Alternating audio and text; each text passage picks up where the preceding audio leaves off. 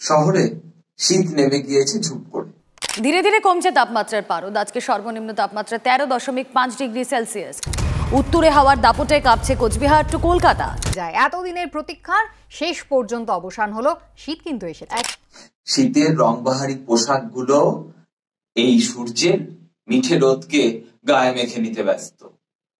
তারা বারবার সূর্যের রোদ মেখে নিতে চাইছে।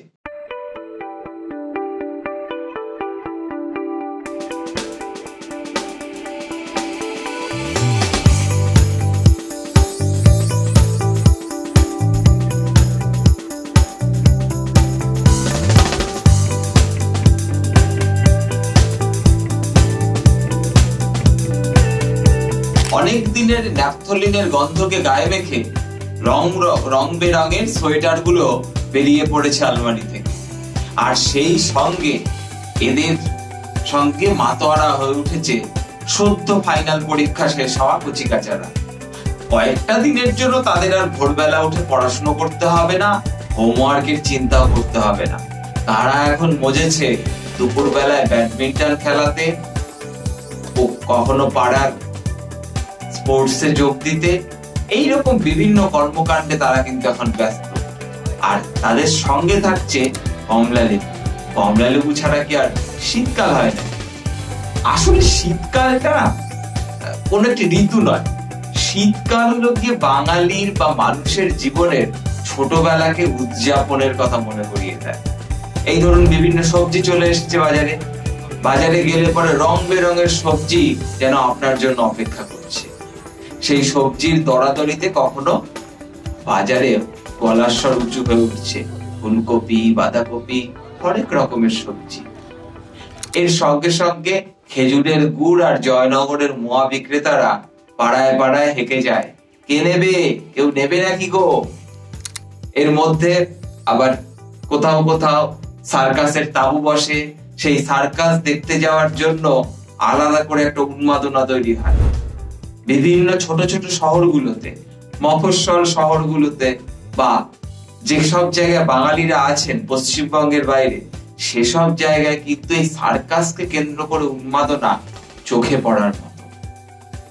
একই সঙ্গে সদ্য বিভিন্ন বইমেলা থেকে কিনে আনা বইয়ের গন্ধ, এই সমস্ত কিছু কিন্তু আমাদেরকে মাতোয়ারা করে। তবে শীতকালের আসল মজা হলো বিয়ের মরশুম পড়লে। কে কটা বিয়ে বাড়ির নিমন্ত্রণ পেল, কে কার সঙ্গে বিয়ে করে নিচ্ছে, এই রে অমুক তারিখে মনে হয় সারা বাংলার লোকের বিয়ে হয়ে যাচ্ছে, এই জাতীয় এই গোছের বিভিন্ন আলোচনায় পাড়ার রকে আড্ডা জমে ওঠে। কখনো কখনো যদি আবার সঙ্গে দোসর হয় ফুটবল বিশ্বকাপ, যেমনটা কিনা গত বছরই হয়েছিল, তাহলে তার কথাই নেই। আমি ব্রাজিল, তুমি আর্জেন্টিনা, আমি আর্জেন্টিনা, তুমি ব্রাজিল, এই নিয়ে তর্কযুদ্ধ শুরু হয়ে যায়। তারপরে আবার থাকে বনভোজনের পর্ব। বনভোজন এমন একটা বিষয় যে শীতের ওই গরম চাদরের যে উষ্ণতা, সেটাকে ছেড়েও মানুষ কাঁপতে কাঁপতে, ঠক ঠক করে কাঁপতে কাঁপতে ভোরবেলায় উঠে বেরিয়ে পড়েন বনভোজনের উদ্দেশ্যে।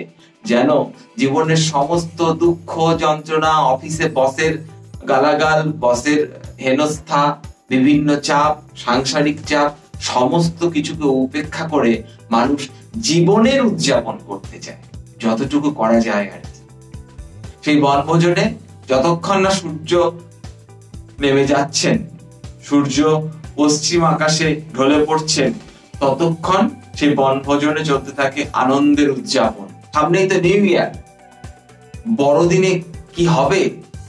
পার্ক স্ট্রিটে কি যাওয়া হবে, নাকি গো ব্যারাক, কোথায় যাওয়া হবে, নাকি কোনো গির্জায় যাওয়া হবে, নাকি ব্যান্ডেল চার্চ, নাকি আলিপুর চিড়িয়াখানা, এই নিয়ে আলোচনা জমতে থাকে।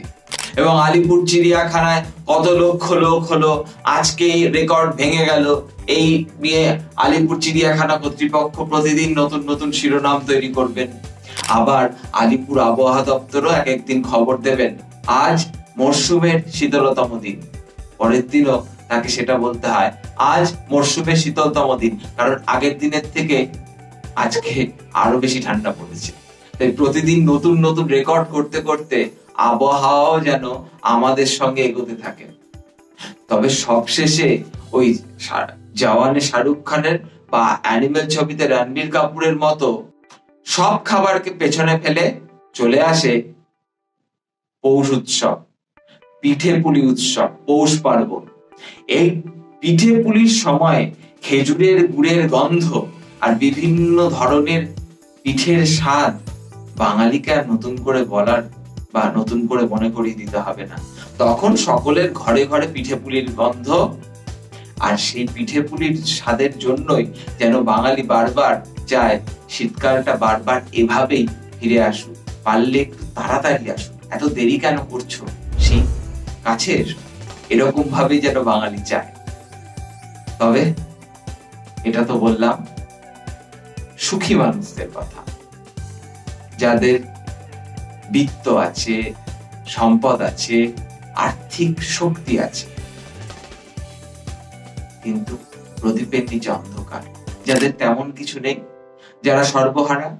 দেখুন, আমাদের দেশ তৃতীয় বিশ্বের দেশ, এটা দুর্ভাগ্যজনক হলেও সত্যি, এটা আমাদের মানতে হবে।